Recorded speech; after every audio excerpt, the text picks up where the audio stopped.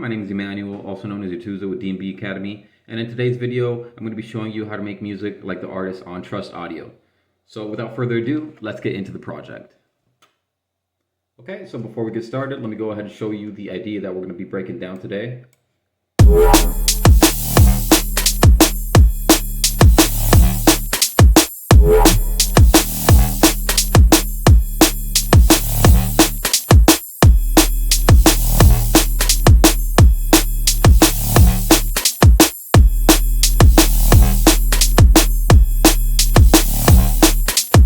Alright, so the first thing that we're going to be taking a look at is going to be the drums. So let me go ahead and play the drums for you so you can hear them without any of the bass or the top elements.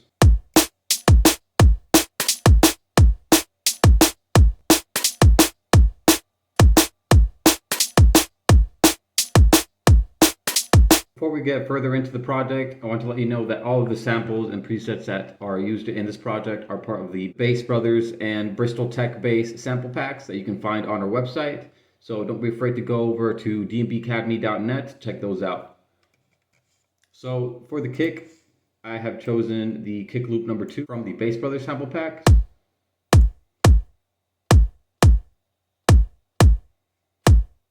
And on the bus, I have the image line wave shaper as a post-processing with a mellow curve here, and a glue compressor right after it with the soft clipping turned on. So if you go over to the preserve transient segment right here, and you click on this drop-down menu, you have to choose the first option. You can modify the parameter right next to this option to choose how many of the transients you want to reserve within the loop. So as you can hear, when I put a lower value, it sounds much more dry.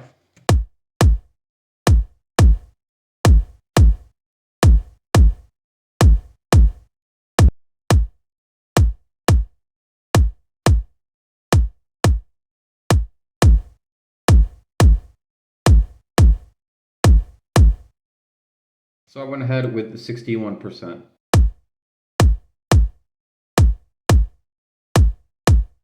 You can also select all of them at once, and you can modify the transient preservation from all of the loops at the same time. So I have this kick sitting at negative 0.6 dB, and the next element is going to be the snare. So for the snare, I have chosen the snare loop number 2, and I have kept the original pitch of the snare.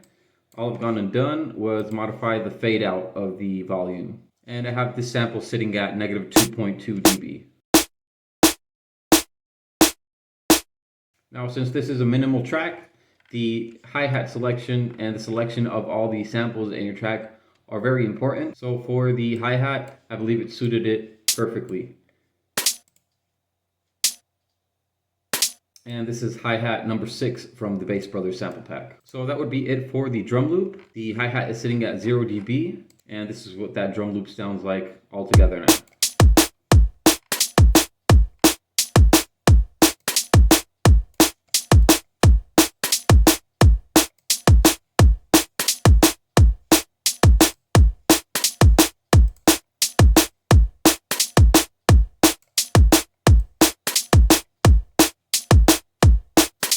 Pretty standard loop. Let's head on to the tops loop now. Now for the tops bus, I have chosen the perc number 2 from the Bass Brothers sample pack, and I have pitched this up plus 20 semitones, and it is in complex mode. So if we listen to the original sample here, it is quite different from how it sounds when I pitched it up.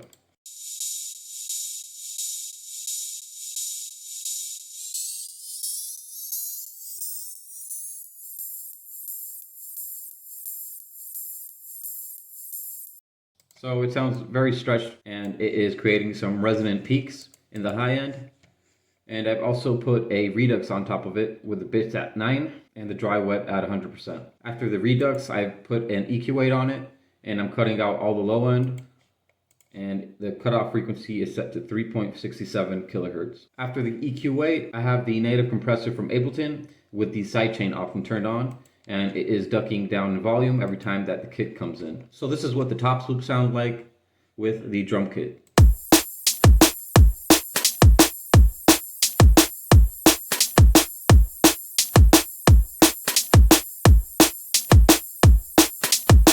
Another neat trick that you can do is put an auto pan, and you can make this hi-hat a lot more gritty. So if we put an auto pan right after the compressor, you can set the phase right down to 0 and the rate all the way up to 90 hertz.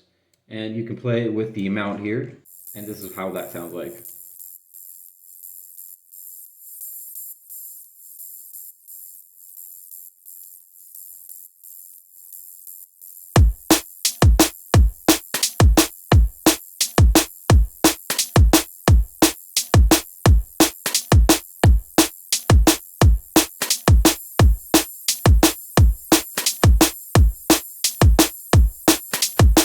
So the next element in this idea is the bass bus. Let's just listen to the bass bus by itself without any of the tops or the drums.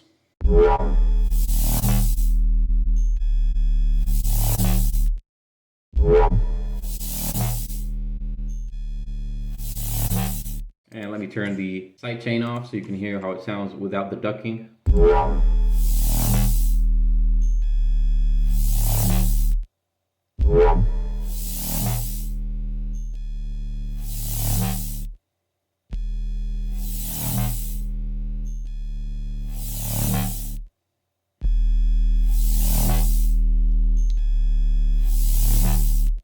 So the first bass that we're going to be taking a look at is going to be this bass one shot. So this bass one shot is from the Bass Brothers sample pack, and it is bass loop number 3.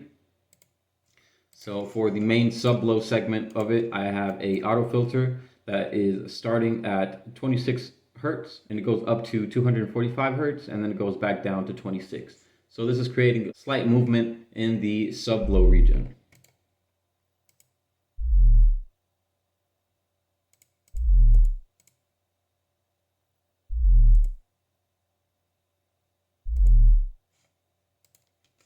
And then I have duplicated this channel to create a mid-high frequency layer.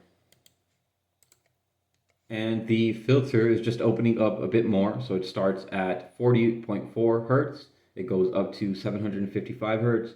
And then it goes gradually down to 26 hertz. So after the auto filter, I have an EQ8 with the cutoff frequency at 230 hertz, just making sure that it does not have any low end. After the EQ8, I have a hybrid reverb, and it has the decay set to 678 milliseconds, the size at 19%, and the damping at 50%. I've also put the pitch of the reverb to 12 semitones above the original pitch. And the algorithm that I'm using here is a shimmer. The dry wet is throughout the whole track, and it is at 20%, and I have the blend set to 57/43. Okay, so after the reverb, I have an image line wave shaper, which is driving the sound quite a lot. And after the wave shaper, I have a convolution reverb with the type set to ambience in small rooms, and the impulse set to ABLCR Air 1. The decay is at 100%, and the size is at 100%. All I'm doing here is automating the convolution reverb, and I am giving it its shape. So it starts at 0%, goes up to 45.5%, and it maintains at 45% until it eventually goes back down to 0%. And on the bus, I don't have anything else except a glue compressor that is soft clipping the signal so that any of those peaks that go above 0 are getting soft clipped. So let me just show you the original sample without any of the auto filter.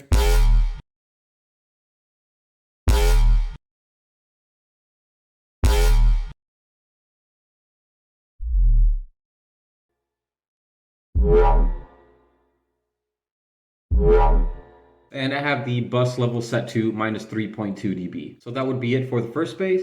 Let's go ahead and listen to the main bass and the longer notes. Okay, so for this bass patch, I am actually using a preset from the Bristol Tech bass sample pack. And this is what the bass sounds like without any of the other layers.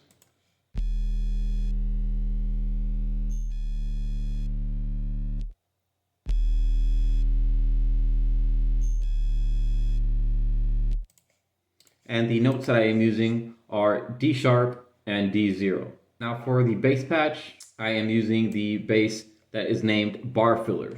And I believe I have not changed any of the parameters inside of the bass patch, so you can go ahead and check that out by yourself. Now for the second bass that sits on top of this longer note, I have the same notes that are playing, and I am using the square wobble bass patch.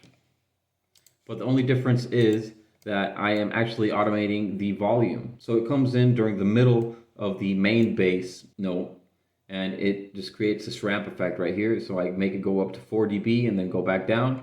And I haven't changed any of the parameters inside of the bass patch. So I've given it its shape and its placement just by automating the volume.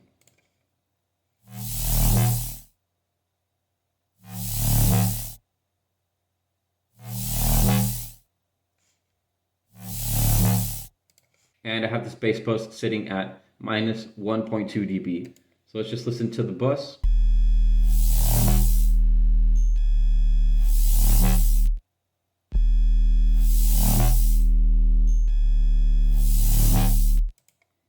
And on the bus, I have some post-processing onto it, but it's just a thermal VST set to width and heat, which is the first preset that you can find inside of thermal. And I have a glue compressor set to soft clipping. So any of those peaks that go above 0 are getting soft clipped.